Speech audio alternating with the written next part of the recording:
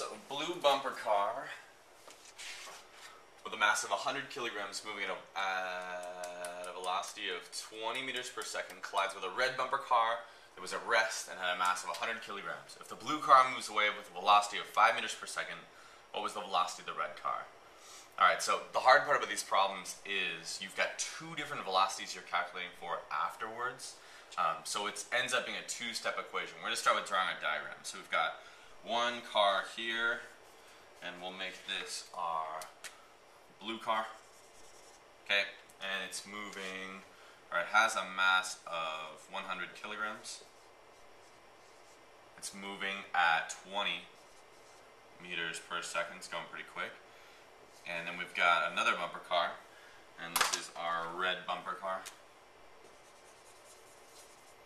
And the red one is moving, or was at rest, and at a mass of 100 kilograms. So it's moving at 0 meters per second and has a mass of 100 kilograms. These are the same size bumper cars. Alright, so after, we're looking at the blue bumper car moves away with a velocity of 5 meters per second. What's the velocity of the red car? Alright, so the blue car, we'll just say it's moving this way. And the blue car has a velocity of, it says 5 meters per second. So velocity will be 5 meters per second here. And it still has a mass of 100. That has not changed, so we bring that number over. 100 kilograms there. And then we're just looking for the velocity of the red car, so we don't know that. So we'll draw our red car. Okay, obviously color it red.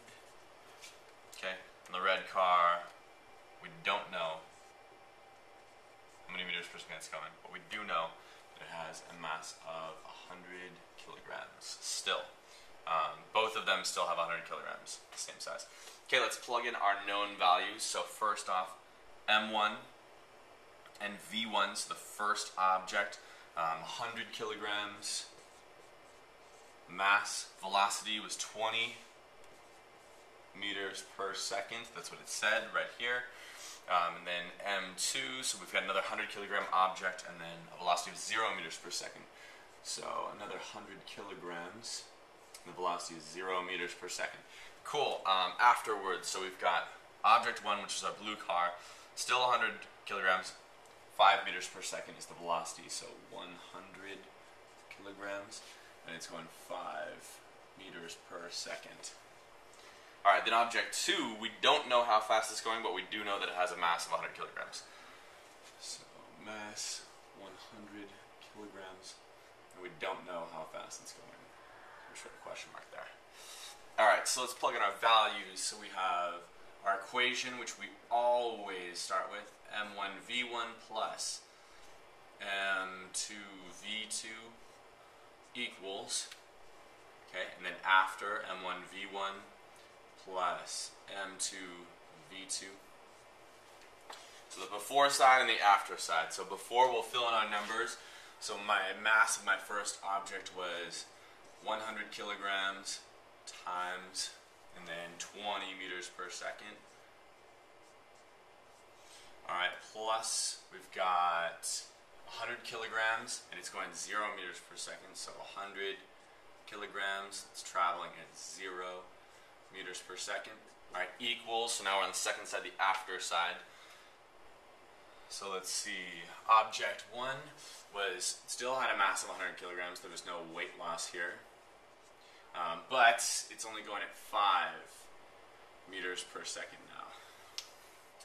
And then we know that the mass 2 is still 100 kilograms, so we don't know how fast it's going, so I'm going to write plus, and then M2, so it was 100 kilograms, and times V2, we don't know how fast that's going. Alright, these problems obviously need more space. Okay, so let's simplify this really easily. So 100 times 20, this is going to give me 2,000. And that's going to be kilogram meters per second. Alright, and then 100 times 0 will give me 0, so now we move on to the equals sign. 100 times 5 is going to give you 500 kilogram meters per second. And then after that, we've still got plus right here 100 kilograms times V2.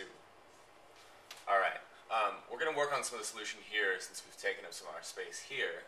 So let's see, 2,000 on this side, 500 on this side, plus, and then I've got a multiplication situation going on in the parentheses.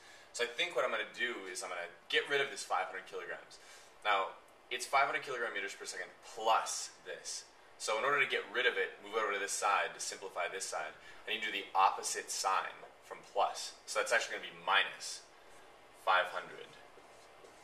And I'll subtract 500 kilogram meters per second because those are the units that we're talking about here. And on this side, I'll do the same thing. So minus 500 kilogram meters per second.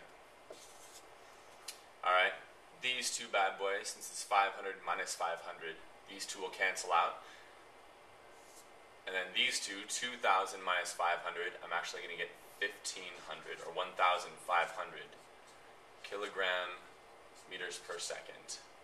Okay, and the only thing left on this side, since this is gone, is just going to be equals 100 kilograms times V2.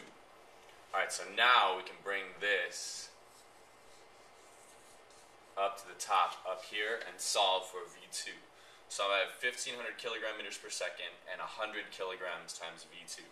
So 1,500 kilogram meters per second equals 100 kilograms times V2. Alright, so we know we want to get V2 by itself. The best way to do that is get rid of 100. So I can divide both sides by 100 kilograms. And this also by 100 kilograms. Okay? Our goal is to get the units that we want and also get rid of this. So the 100 cancel out. Hundreds. The kilograms also cancel out. Kilograms on this side cancel out, but I can't cancel out this 15 and the 100. What I can do though is, because I'm dividing 1,500 by 100, I can just take away two zeros. When you're multiplying by 10, 100, 1,000, you just add the zeros that are there, but when you're dividing by it, you can just take it away, especially if it's got the zeros up here. So 1,500 divided by 100, I'll take away two zeros from that, so that'll give me 15 over here, and the only units left are meters per second, and that equals V2. Alright, and we'll write this, well, we've got it clearly here, so we're done.